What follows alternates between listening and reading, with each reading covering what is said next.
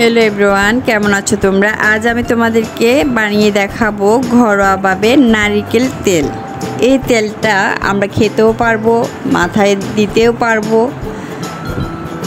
এবং স্কিনের যত্নের জন্য কিন্তু এই তেলটা ব্যবহার করতে পারবো। তো এই জন্য আমি দুটো নারকেল নিয়েছি। নারকেলগুলো ভালোভাবে কোড়ায় নিয়ে এখন ব্লেন্ডার করব। তেলটা বের করার জন্য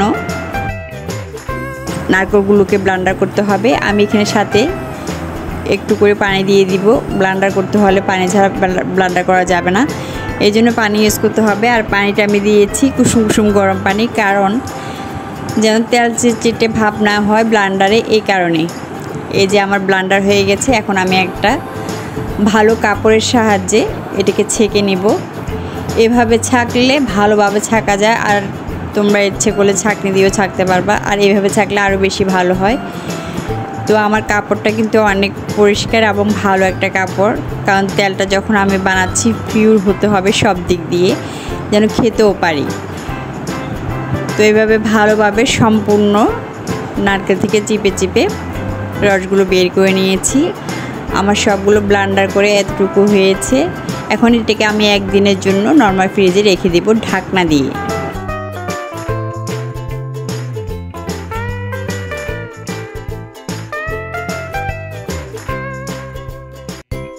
এই যে আমার হয়ে গেছে।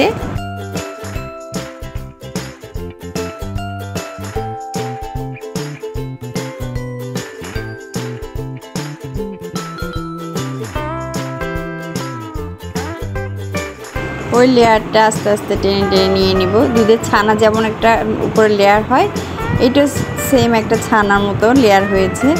তো এই লেয়ারটা নিয়ে এটা থেকে আমি তেলটা বের করব। এই জন্য আস্তে আস্তে আমি সম্পূর্ণ উপর লেয়ারটা নিয়ে নিব। দেখেন ওই পানিগুলো কিন্তু কিছু নেই, ওগুলো স্বচ্ছ পানি। তো এখানে তেল বানানোর জন্য চুলাতে নিয়ে যেতে হবে পাইপেনটাকে। আমি চুলাটা জ্বালিয়ে দিলাম, এখন পাইপেনটা তুলে দিলাম।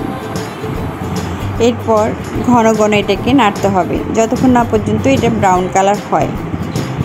এটা ব্রাউন কালার হলে এরপর থেকে তেলটা বের হবে। তো আমি কিছুক্ষণ পর পর নাড়াচাড়া করছি। নাড়াচাড়া করে এটাকে একটু ব্রাউন কালার আনা পর্যন্ত অপেক্ষা করতে হবে। তো কিছুক্ষণ সময় নিতে হবে, ভালো কিছু পেতে হলে কষ্ট একটু করতে হবে। এই জন্য আমি আস্তে আস্তে এটাকে নাড়াচাড়া করে তেলটা বের করার জন্য উপযোগী করে তুলব। যখন একটু ব্রাউন কালার হবে তখনই তেলটা বের হওয়া শুরু করবে। এরপর আস্তে আস্তে চামচের সাহায্যে তেলগুলোকে আমি নিয়ে নিব একটা বাটিতে বা যে কোনো একটা জারের বোতলে, তবে কাচের হলে সবচেয়ে ভালো হয় বেশি। একটু ঘন ঘন নাড়াচাড়া করতে হবে, তা না হলে নিচে লেগে যাওয়ার সম্ভাবনা বেশি থাকে। এই জন্য নাড়াচাড়া করতে হবে। আর এটা ব্রাউন কালার হয়ে আসলে তেলটা ছাড়া শুরু করবে।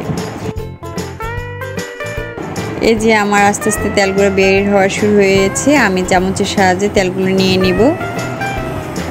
আমার এই তেলগুলো স্কিনের জন্য অনেক উপকার, স্কিন ব্রাইট করবে আর খাওয়া যাবে। যদি আমরা এরকম পিওর নারকেল তেল খেয়ে থাকি তাহলে আমাদের রোগ প্রতিরোধ ক্ষমতা বৃদ্ধি পাবে এবং স্কিন ব্রাইট করবে। চুলে যদি ইউজ করে চুলের গোড়া শক্ত করবে, চুল লম্বা করবে।